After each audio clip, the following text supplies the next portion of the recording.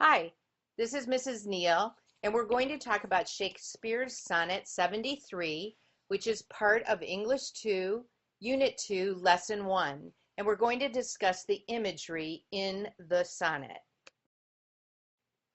For starters, why did Shakespeare write these sonnets? Well, no one knows exactly. He did write in the late 1500s, which was a long time ago, and we don't know a lot about his personal life. They may have been his writings about himself as he grew older. They may have been written to one or more other poets who were friends of his and who he was debating issues with. Half of them may have been written to a young man who we don't know who it would be, that he was giving advice to. The other appeared to be written to a young woman. Some of them may not have been written by him at all, and it's probably a combination of all of the above that are the reasons why these were written. What is a sonnet anyway? It's really just a form of a poem. It has a certain rhyming scheme. It has 14 lines. It's written with 10 beats to each line, and it has 4 sections. All of Shakespeare's sonnets, and there are 151 or more of them, try to convince someone of something, and they use a lot of imagery, which is why a sonnet is in this unit. None of his sonnets have titles. They all go by their numbers.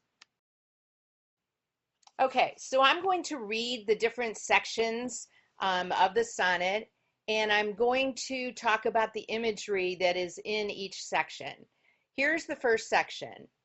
That time of year thou mayest in me behold, when yellow leaves, or none, or few, do hang upon those boughs which shake against the cold, bare ruined choirs, where late the sweet birds sang.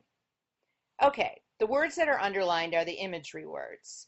And all of the imagery words in this sonnet are either visual, which means seeing, or feeling visual words. So let's see how they make you feel. The first one, yellow leaves, few do hang.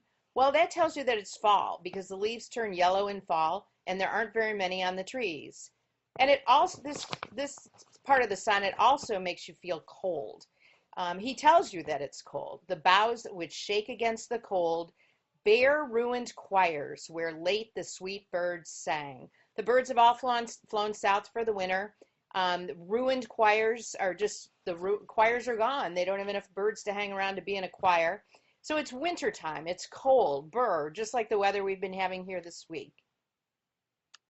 Next section. In me thou seest the twilight of each day, as after sunset fadeth in the west, which by and by black night doth take away, death's second self, that seals up all in rest.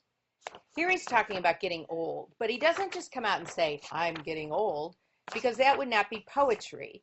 So instead he uses imagery, and he uses imagery words that mean death to make you feel like death and the feeling of death when you're reading this section.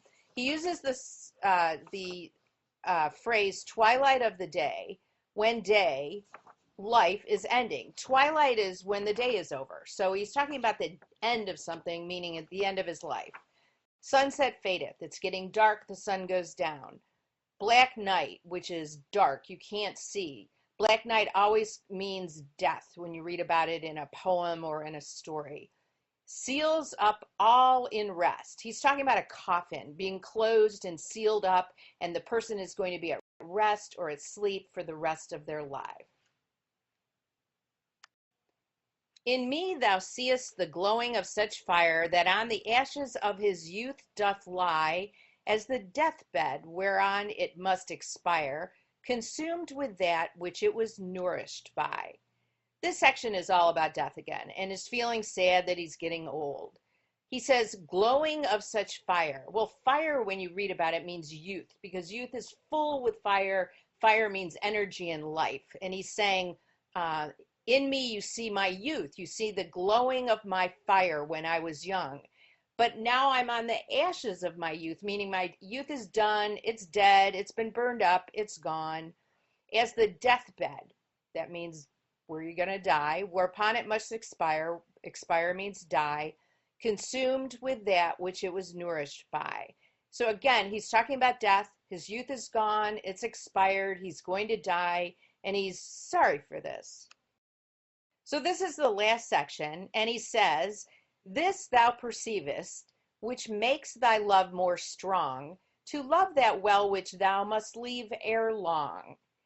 So here he's saying, your love is really strong for me because you know I'm not going to be around very long for you to love. So you're loving me really well because I'm not going to be here much longer. But he doesn't come out and just say, "Yeah, I'm going to die in the next year or two, and so you're being really nice to me now because you know I'm not going to be around very long."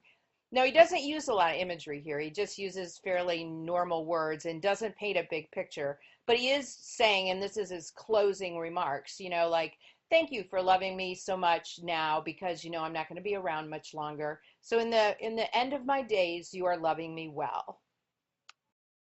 What's the big idea from all this? What are you supposed to take away from reading one of Shakespeare's sonnets?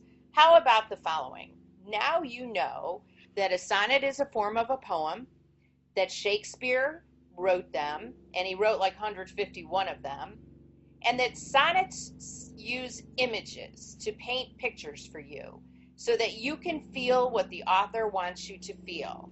And the way they use images is in the word choice that they pick. They can't paint you the picture and they can't play music in the background so that you get a feeling.